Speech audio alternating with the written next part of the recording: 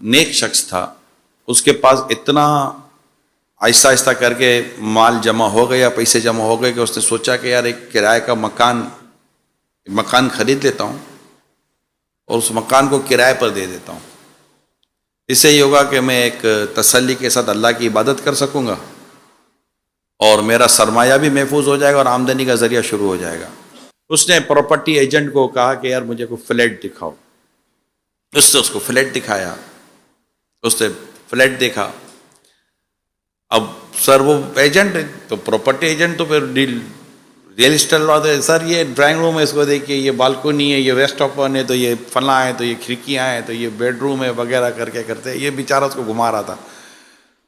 ایک کمرے میں وہ پھر جس کو گھر لینا تھا، کمرے میں جیسے داخل ہوا تو ایک کونے میں ایک عورت اپنے چند بچوں کو 2 یا 3 بچوں کے ساتھ بیٹھی رو رہی تھی، اور وہ گھبرا کر باہر نکل گیا۔ اس کے کان میں ایک عورت کی آواز آ رہی تھی کہ یا اللہ، یہ کیسے لوگ ہیں جو ہم کو بے گھر کرنے کے لیے آئے، میرا کیا بنے گا؟ اور وہ تھا تو نیک آدمی نا۔ اس نے جب اس عورت کی آواز سنی تو باہر نکل کے ایجنٹ کو کہنے لگا، تو بھائی ایک بات بتاؤ۔ بولا حضرت پہ یہ بتا فلیٹ کیسا لگا؟ بولا فلیٹ تو ٹھیک، یہ بتا یہ کہانی کیا ہے، یہ عورت کون ہے، بچے کون ہے؟ حضور اب ان کو جانے دیں۔ کیوں رہنے دو، مجھے بتاؤ تو صحیح کون ہے؟ کہ ابھی یہ اصل میں ہوا یہ ہے کہ حضور یہ اس کے شوہر کا انتقال ہو گیا ہے اور یہ فلیٹ اس کے شوہر کا ہے۔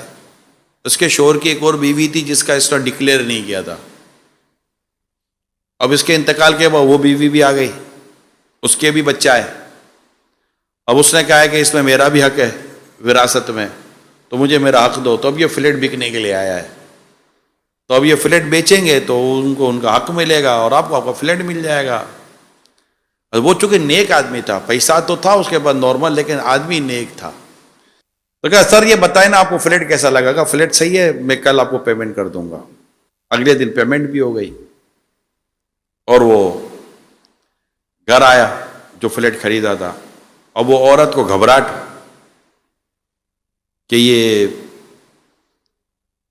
اب مجھے بولے گا کہ گھر خالی کر، میں کہاں جاؤں گی اپنے بچوں کو لے کر؟ بیوہ عورت تھی، ہو سکتا بچے بھی یتیم ہوں، میں کہاں جاؤں گی بچوں کو لے کر؟ بیوہ عورت، اکیلی عورت، بڑا ٹینشن تھا اس عورت کو۔ ایسے میں وہ کہنے لگا آدمی کے، خاتون پردے میں دی، کہ خاتون پریشان نہ ہو، میں نے اس فلیٹ کی پوری قیمت ادا کر دی ہے، اور آپ کی معلومات کے لیے عرض ہے کہ جن جن کے ورثے تھے ان سب کو ان کی وراثت کے پیسے بھی میں نے دے دیے، اور یہ فلیٹ کے پیپر میں لایا ہوں، یہ میں نے پورا فلیٹ آپ کے نام کر دیا ہے۔ اب عورت نے، وہ تو پہلے بھی رہی تھی، رو اب بھی رہی تھی، پہلے غم سے رو رہی تھی، اب خوشی سے رو رہی تھی۔ اس کے اندر ایک عجیب سی فرحت اور اس کے اندر سے خوبصورت دعاؤں کا سلسلہ شروع ہو گیا، اور وہ اس فلیٹ خریدنے والے کو خوب دعائیں دینے لگی۔ میں جب یہ واقعے کو پڑھ رہا تھا تو اس کے آخر میں لکھا تھا کہ اس عورت کی دعا اور اس شخص کی نیکی، تقوی اور حسن نیت کی برکت سے اللہ پاک نے اسے اتنا مال دیا، اس شخص کو اتنا مال دیا کہ وہ تو مالدار بنا، اس کی اولاد بھی مالدار بنی، اور اس کی اولاد بھی اس مال سے اللہ کی راہ میں خرچ کرنے لگی اور بھلائی کے کام کرنے لگی، دولت مند گھرانہ مشہور ہو گیا۔ ایک اچھی نیت، اچھے عمل سے رحمت، یہ بڑا اہم وصف ہے جس کو اللہ تعالیٰ عطا فرما دے۔ رحمت کرنا، کرم کرنا، اور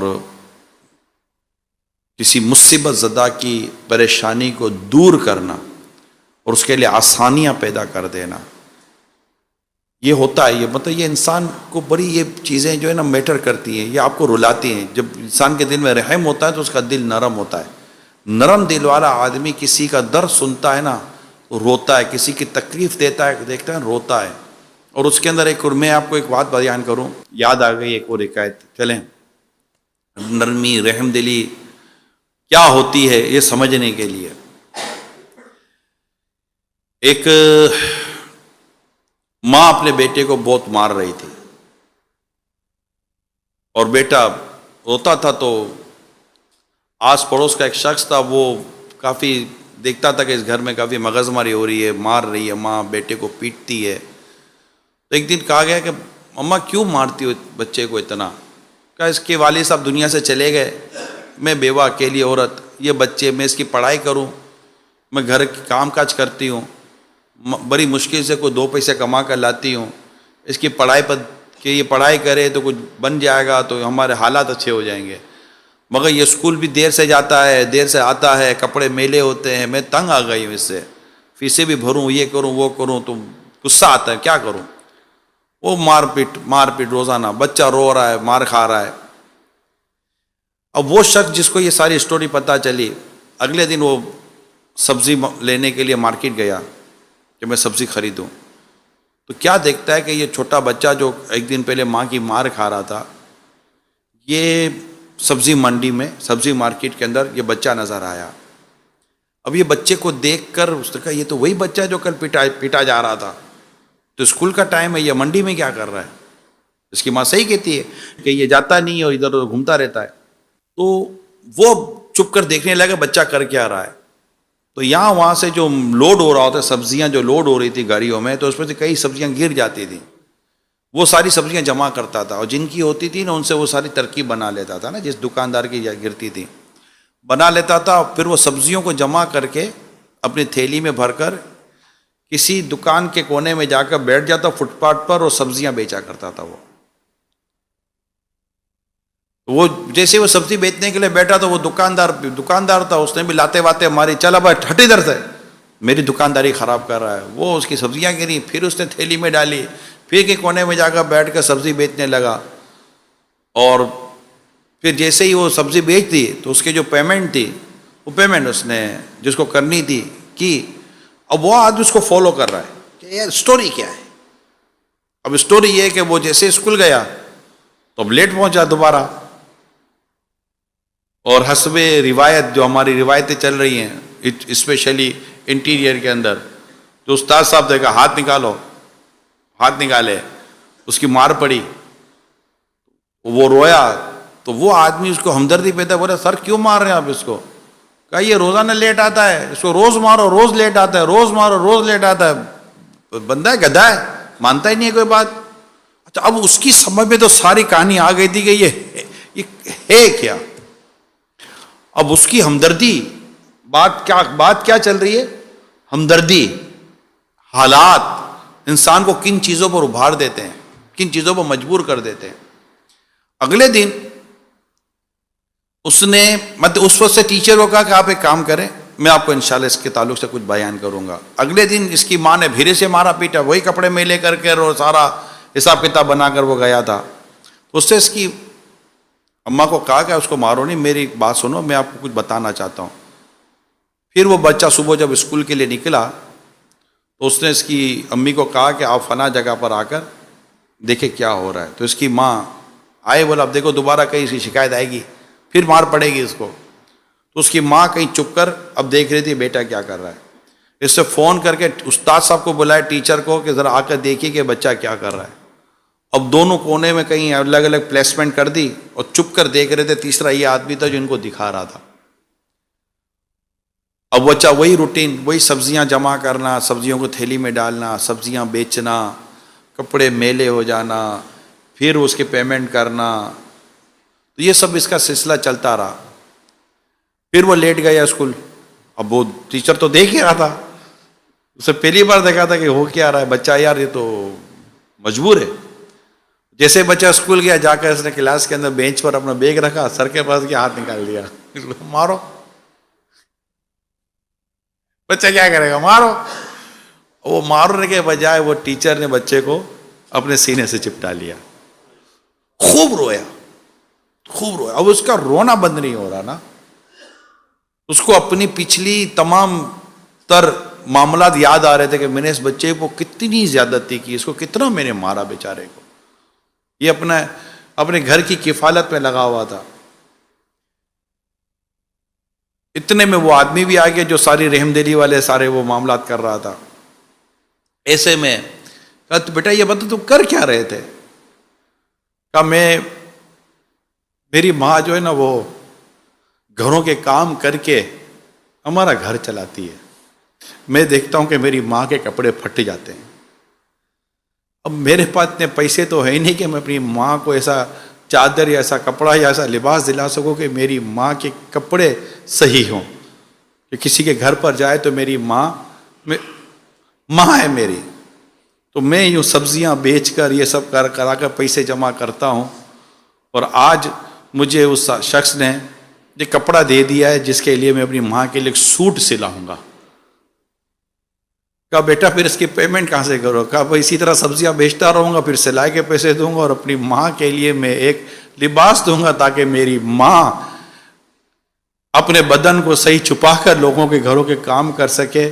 میں اسی لیے میری ماں کی بھی مار کھاتا ہوں، اپنے ٹیچر کی بھی مار کھاتا ہوں، میں سب کچھ کرتا ہوں تاکہ میں اپنی ماں کا ایک اچھا سا لباس سلوانے میں کامیاب ہو جاؤں. اور ماں کو پتہ چلا، ماں بھی رو رہی ہے، وہ ہمدرد شخص وہ بھی رو رہا ہے، ٹیچر تھا وہ بھی رو رہا ہے، سب رو رہے تھے.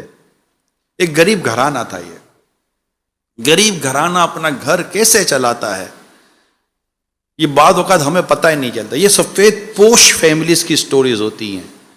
یہ وہ لوگ نہیں ہوتے جو سڑکوں پہ جا کر مانگنے کے لیے کوششیں کرتے ہیں. اب آپ اس بچے کا شعور دیکھیں، یہ بچے کی اپروچ دیکھیں، اس بچے کی مینٹلٹی دیکھیں کہ یہ ماں کی مار کھا رہا ہے. ماں کو یہ نہیں کہتا ماں میں تو تیرے لیے ساری محنت کر رہا ہوں تو مجھے مار رہی ہے. استاد کو نہیں کہتا کہ استاد صاحب میں تو یہ کر رہا ہوں، نہیں، وہ چپ چاپ ہے. اس کی کوشش دیکھے، اس کی اپروچ دیکھے بچے کی، کہ بتا کسی کو بھی نہیں رہا ہے کہ میں یہ جو کچھ کر رہا ہوں کیا ہے، میرے کپڑے کیوں میلے ہو رہے ہیں. لیکن ایک ہمدرد شخص مل گیا جس نے اس کی ساری باتیں جان لی، پہچان لی، اور جہاں اس کے اوپر لوگوں کو غصہ آتا تھا وہاں اس کے سامنے ہمدردیاں پیدا ہو گئی. میرے پیارے اسلامی بھائیوں، اس وقت ہمارا معاشرہ، اس سے کئی فیملیاں جو اس سے زیادہ برے حال میں. میں ایک فیملی کو جانتا ہوں، ان کے گھر میں جب کہیں سے کھانا آتا ہے نا تو ان کے بچے اس کھانے پر ٹوٹ پڑتے ہیں. کہتے کہ بس ہمارے بچے رات کو اسی کھانے کا انتظار کرتے ہیں کہ یہ کھانا آئے گا اور ہم لوگ کھائیں گے. ہمیں شاید اندازہ نہیں ہوتا کہ لوگ کس طرح اپنا گھر چلاتے ہیں. ایسے میں اگر کوئی بیمار ہو جاتا ہے اور اسے کوئی ایسا ڈاکٹر مل جاتا ہے جو اسے کہہ دیتا ہے کہ آپ بے فکر رہیں، میں ہوں. آپ سمجھتے کہ یہ میں ہوں، یہ جملہ اس کے اندر سے کتنی دعائیں نکالتا ہوگا. میں ہوں، آپ ٹینشن نہ لیں، میں ہوں، میں آپ کا کر دوں گا کام. مگر ایسا کتنا ہوتا ہے یہ آپ مجھ سے زیادہ جانتے ہیں.